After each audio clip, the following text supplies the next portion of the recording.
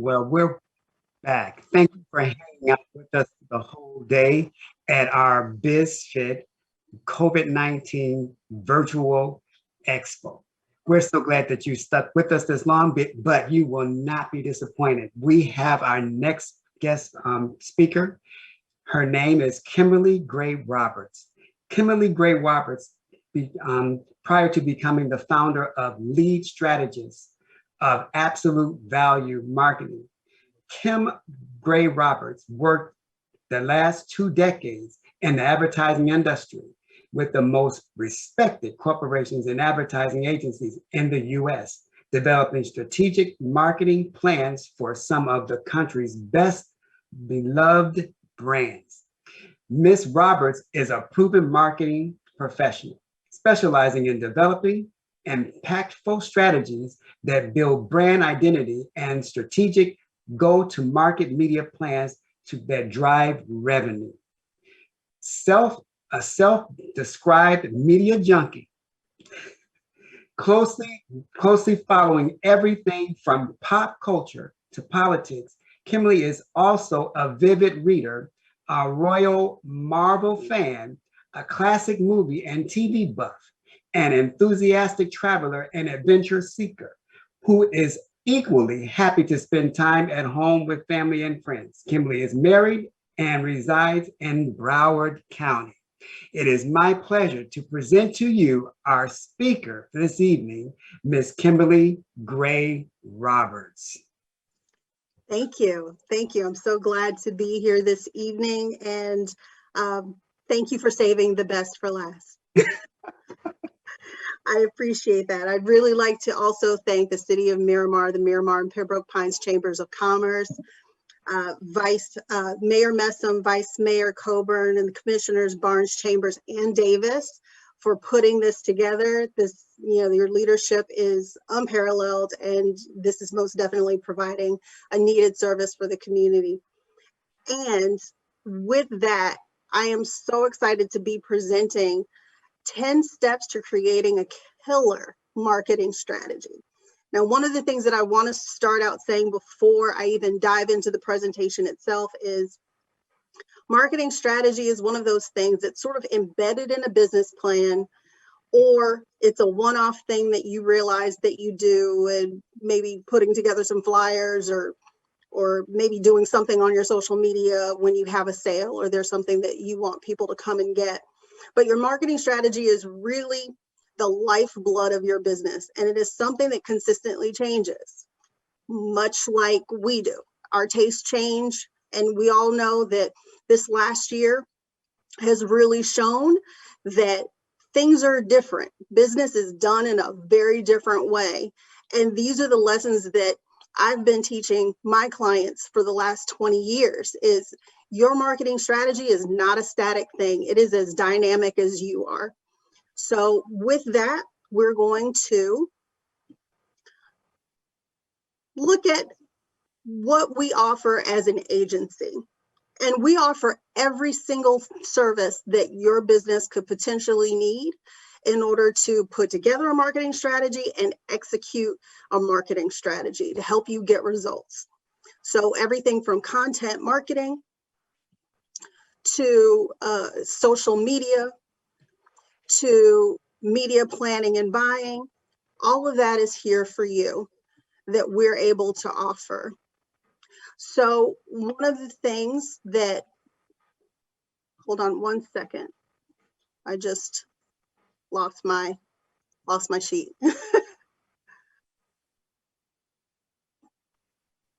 There we are. So one of the things that we want to remind you guys is we have here a dynamic, again, it's dynamic conversation between you and your ideal customer. It's not a one-way street anymore where you just put out what you want people to come get and they show up on your doorstep. You have to engage them. And when you engage them, they then build trust with you and become your advocate. So how do you as a business cut through all of that clutter in order to get your client's attention? Well, first, you define your brand, and you develop a plan. And how do you define your brand? You understand what's unique or convenient about the service or product that you provide, where you fit in the marketplace, and how your consumers, how your customers view you and want to come to you over going somewhere else. The next thing you're going to do is develop your plan. And that plan must be strategic in order to reach those audiences that are qualified. This is not just what we like to call a pay and spray, where you're spending money and hoping someone comes in the door. You're actually picking out specific targets to reach them where they are and at the time that they're ready to buy. And how do we do that? We do that in phases. And again, these things are continual. But the first phase we're in is the understanding phase. And that's where you get to know and understand your customer, your best customer. Who is that person that's consistently coming in the door and they're always buying from you? And they're not just keeping it to themselves, but they're sharing your store, your information with other people. That's your ideal customer. And how do you get more of them? Where are they? What media do they watch? Are they media junkies like me? Are they watching the same things that you watch? Are they listening to the same podcast? Are they listening to the same radio station? You want to know as much as you possibly can about these individuals so that you can go into the next phase of your plan. And that is developing those strategies and tactics and identifying your KPIs. Like, once you figure out what those strategies and tactics are, your KPIs are your key performance indicators. And those are those measurements, those metrics that are going to tell you that you're going to define what is going to mean success. What's success going to mean in this particular with this particular tactic? And of course, all of this is being optimized as you go. The next phase is your build phase. And in that build phase, you want to look at your owned, your earned, and your paid media. So we'll talk a little about earned, owned, and paid. Earned is that media that you get just by being you. These are people who advocate for you. These are stories when people come and say, I want to talk about you on my channel. I want to wear your garments. I want to wear your products. This is earned media. This is media that you get for free just by being your perfect, wonderful self. Your own channels is the media that you develop yourself. This is your social media posts. They can be your photos. It could be your blog post. It could be your FAQ, your knowledge base. This is what you create. This is your owned media. It doesn't belong to anyone else. Then your paid media channels are those channels that literally you pay for. So this could be your magazine articles, your flyers, your out-of-home billboards. It could be your car wraps. It could be anything that you actually pay another entity, a third party, to distribute on your behalf. That next piece, after you're in that building phase of making sure that your message is everywhere, your next phase is your test phase, because you're not just going to have one message. Keep in mind, you're looking for that ideal audience, and though that might be more than one person. So you want to test, do your customers prefer red or white, green or blue? You want to test colors. You want to test different phases. Do they react more when they have an actual salesperson come see them, or do they react better when you just send them an email and tell them to come in? The next piece of that is the refinement phase. Once you get your data from your test phase, you're going to take that information and refine it, which means cutting out those pieces that don't perform as well. And you want to narrow it down and spend dollars only in those channels that are performing better for you. So now that we know what the phases are, we're going to get into how those phases are broken down. Because in that understand phase, there are 3 steps, and this is where your 10 killer steps come from. So in that first phase, your understand phase, you're going to develop your audience persona. You're going to develop a SWOT analysis. That's your strengths, weaknesses, opportunities, and threats. You're going to analyze that. And then you're also going to look at your competitive set and do a competitive analysis. Who are your competitors? Who's in the market? Who's doing the same thing or similar or is trying to be like you? You want to know who those people are. Who are the players? Phase 2 is your planning phase. And this is where all of your number crunching comes in. You're looking at your budget. You're looking at your brand voice and your tone, your marketing funnel and your messaging. You're looking at your marketing plus your business goals. You're going to align those two things. Next is your build phase, where you're going to look at your marketing channels. Then into phase 4, your test phase, you're going to look at your tactics. And again, getting those tactics aligned to what's working better, what's being more efficient. And then finally in phase 5, you're going to your refinement stage. And that's where you're looking at your metrics and your KPIs. In your metrics and KPIs, you may use Google Analytics, you may use HubSpot. There are thousands, literally thousands of analytics tools that are available to you to be able to use and compile all of your information in one space. Now, here are those 10 steps broken out into the pathway. And we're going to break down each one, starting with audience persona. And I mentioned a little bit of this before, but you're going to start, and this is your template. So you can write these notes down. You're going to start with writing out your target audience statement.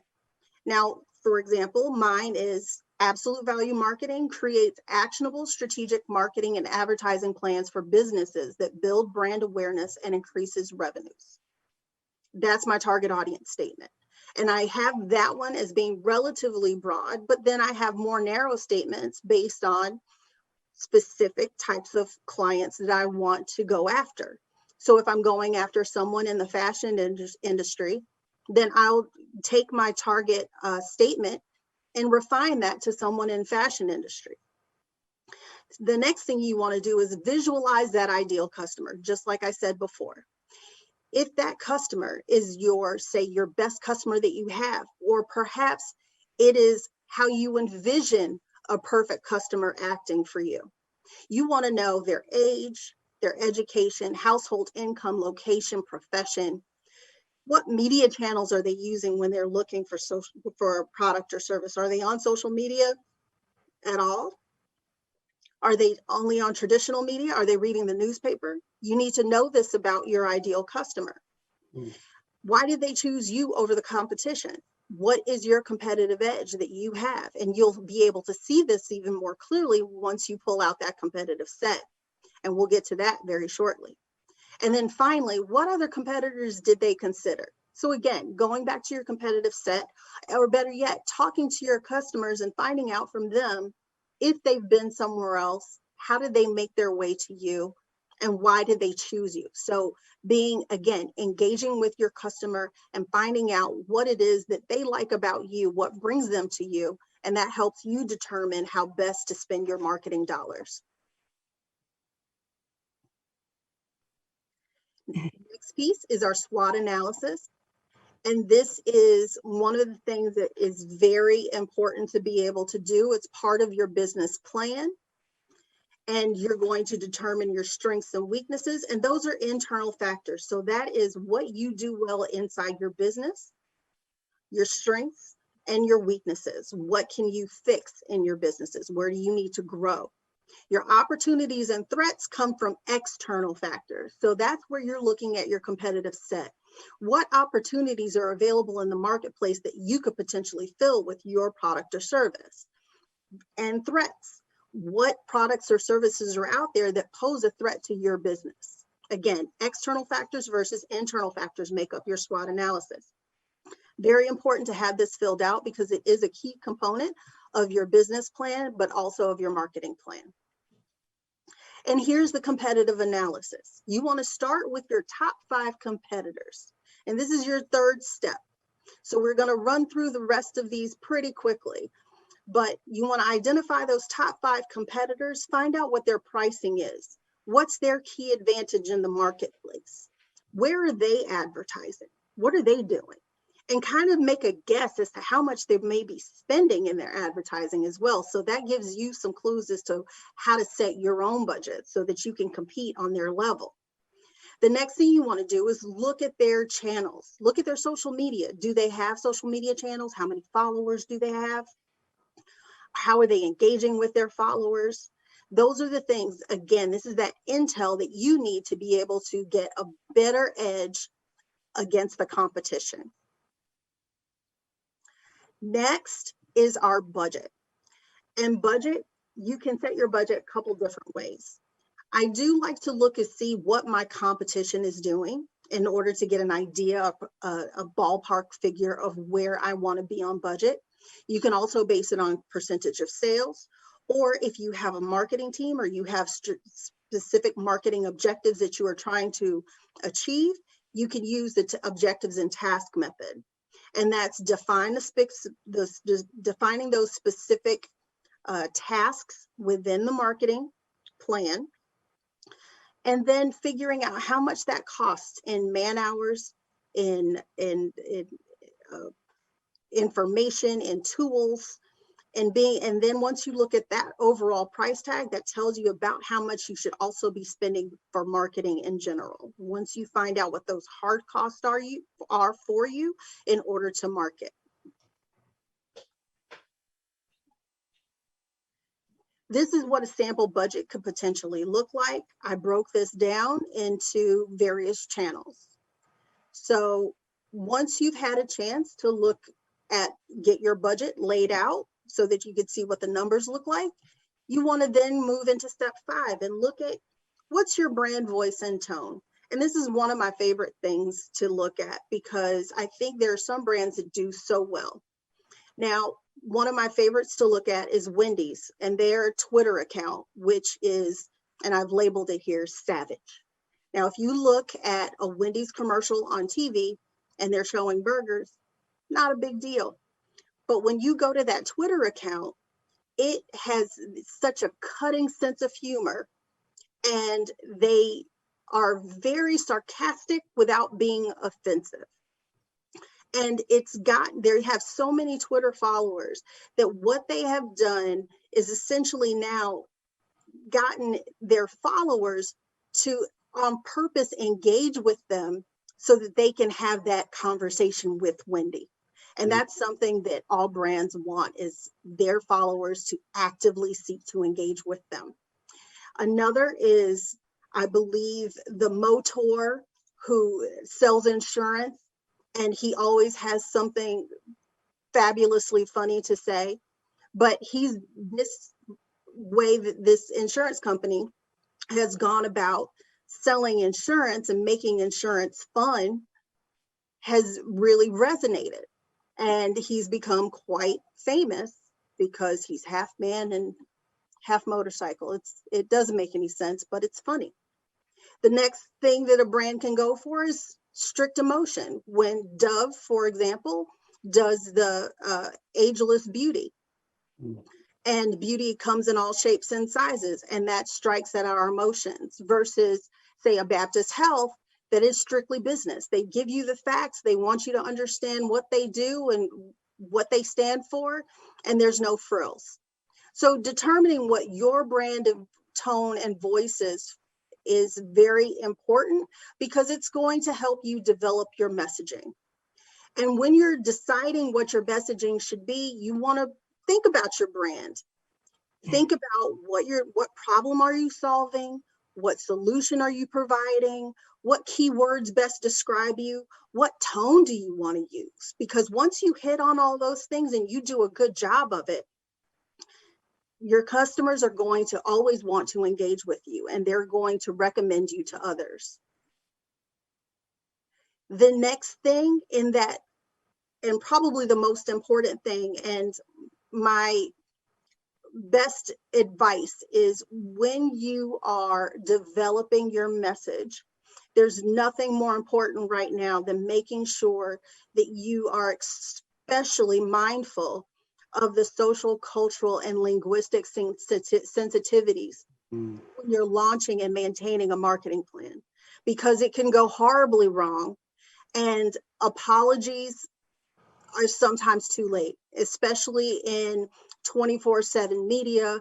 And in the case of social media, it's literally second by second, and you may not be able to keep up with it. So if you are using a message that's meant to target a specific audience, if it's an ethnic audience or any audience right now, because everyone is very sensitive and sensitivities are very heightened, you want to make sure that you test this out with members of that specific group prior to actually having it go live. So always have, if you are reaching out to women, make sure that you run it by a woman before you make it go live to make sure that you're hitting the right tone. Tone is extremely important. The next step is aligning your marketing and your business goals. So if you know that you have set a goal of increasing your sales by 5% every month, then you also need to align your marketing activities to go with that. So you want to have an increase in sales and combined with online and brick and mortar sales. Well, how do you go about doing that? Well, that's part of your tactics. And we've talked about a little bit about tactics. If you want to increase your web traffic, you know that it needs to probably come from your digital marketing channels. You may also use your sales team for that, but then you want to think about your tactics. And so the next thing that we get is choosing those channels that are going to best implement those specific tactics. So if you're looking at content marketing, if you've decided that the best way for me to reach my customer is to show them what we do, perhaps you need to do a blog. You need to publish photos. You need to have an Instagram account. You need to have a Twitter account. You need to have a Tumblr account that shows your photos, or even a YouTube channel that shows you demonstrating your products. For digital media, you need search and display, or maybe you just want to focus on search. If you have public relations, are you going to take your budget and use it for events or press releases? These are all tactics that you may use in order to, again, expand your brand. So when we're looking at these channels, as I said, when we're looking at public relations, we know that that is going to achieve awareness and engagement. So on this particular template, and I recommend that, again, your marketing plan, you want to write all this down. You want to have it in writing so that you can always go back and refer to it. So you're going to achieve awareness and engagement with your public relations. You're also going to achieve that with your digital marketing. But digital marketing is also going to bring you closer to purchase intent. So you're looking at search, display, your SEO, your search engine management, your keywords. Those are things that you want to have in mind while you're putting together this plan, or the tactics that you plan on using. So what tactics? Like I said, for public relations, you might want to have an event. It might be a happy hour. You might want to do a car wrap. That's considered out of home. Emails or newsletters, that's email marketing.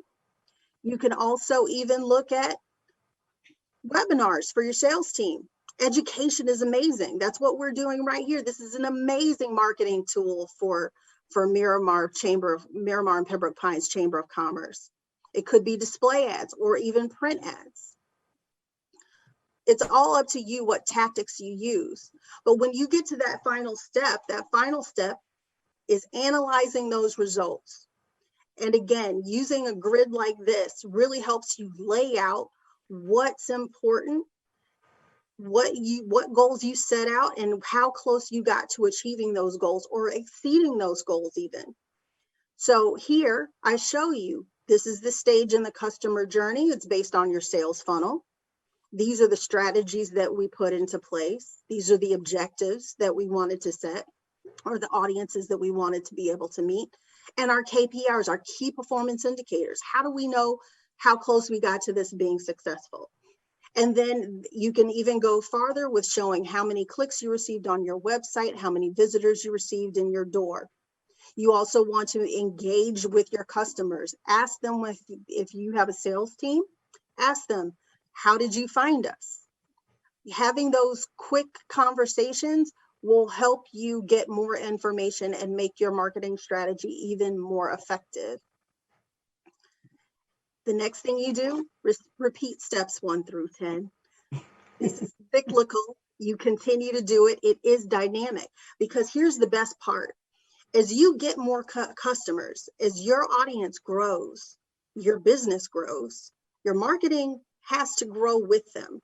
So you're going to start again by looking at that audience persona and making tweaks. If something has changed, you need to change your marketing plan, your marketing strategy to adjust to the changes in your business. If there's a change in how consumers are reacting to your products, and it means you need to maybe bring on something new, this is where it's going to happen. So this is where we are. At the end of the day, we want to remember content builds relationships. Relationships are built on trust, and trust drives revenue. I really appreciate your time, and I really want to take some questions from you. Do we have any questions? Well, yes, we do. Thank you. Thank you, Miss Roberts. What a wonderful presentation. We do have questions for you. Great. First question I have is, for a startup business, what is the suggested pricing, and what do you recommend for startup businesses?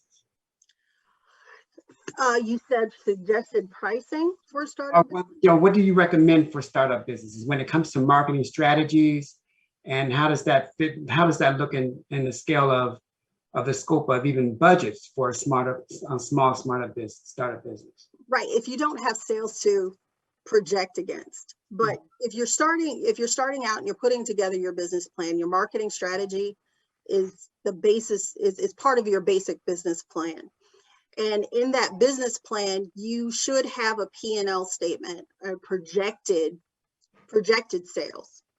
What I would say is get started with those strategies that won't cost out of pocket. So this is where you build up your owned media. Remember, I mentioned that earlier on. So your owned media could be a blog. It could be photos that you take. It could be videos that you do that are informational, that talk about your brand, what you do. And you can push those out without having to put any major dollars behind it. And I want to be very practical. When you're starting out, I know that budgets can be very tight if they exist at all. So focus on your owned media. But even if it's something that you're doing on your own and doing yourself, you still have to be consistent and be very strategic. So you still need to put a plan together, who you're going to reach, who you're going to target, because you don't want, again, because your own media takes up your time, and your time is money. Absolutely.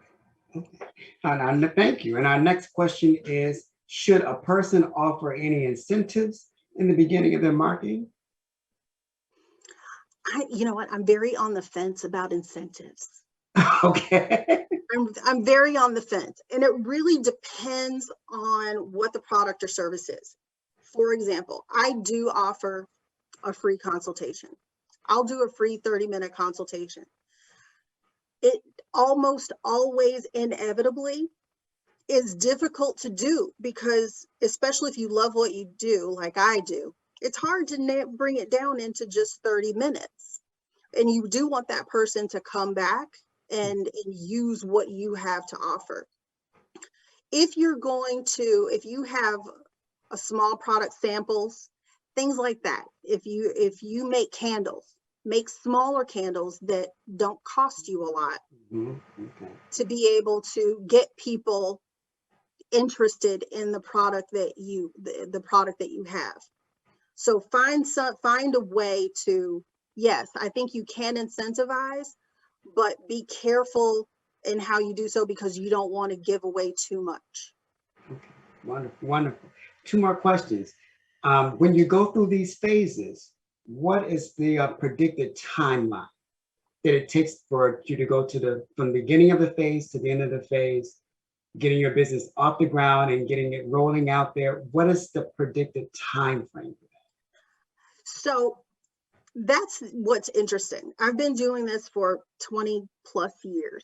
And when I worked on major brands, when I worked on GlaxoSmithKline, the pharmaceutical brand, I would typically start planning in May in order to start advertising in September.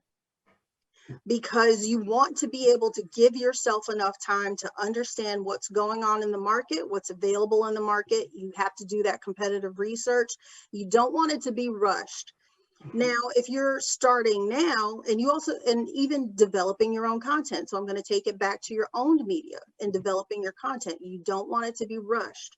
You want to take your time and make sure you're putting out quality, because customers are very savvy right now. We're customers. Think about how you like to have things presented to you. You definitely don't want to see something that's just thrown together. You're not going to give that person another thought. So remember that when you're putting together your plan. You want to be very methodical with it, and ask questions. That's what there are agencies all over. That's one of the things that I love to do. If you call me up and you want to have a 30-minute consult, we can go through those things and help you figure out like what's going to work for you and what's not going to work for you. Thank you again. And our last question for you. My business is going in a successful way. It's growing. When is a good time for me to look at my marketing strategies and refresh them? Consistently. So I really like to do it at least once a quarter. And that is on the outside. If I've waited 6 months to look at my marketing strategy, I am almost always guaranteed to find a huge hole, a gap that I've missed, an opportunity that has passed me by. So really look at it at least once a quarter to just examine, and that's going back through those steps. Check your phases, going through those steps, and then once a quarter, carving out that time. And you can do it in about 2-3 weeks. Once you get your marketing strategy together, that next quarter, it'll take you about 2-3 weeks just to kind of go through everything and see if there's anything that's really changed, and you can make adjustments accordingly. Well, Ms. Roberts, we want to thank you so much for spending time with us today, giving us invaluable information and resources. We will have this presentation available for our audience. That's okay with you? Absolutely. Great. Well, I'd like to thank our audience, and I'd like to thank our participants so much for engaging us today with our Bizfit COVID-19 edition virtual expo. We appreciate you being here. Thank you so much. Thank you. Okay.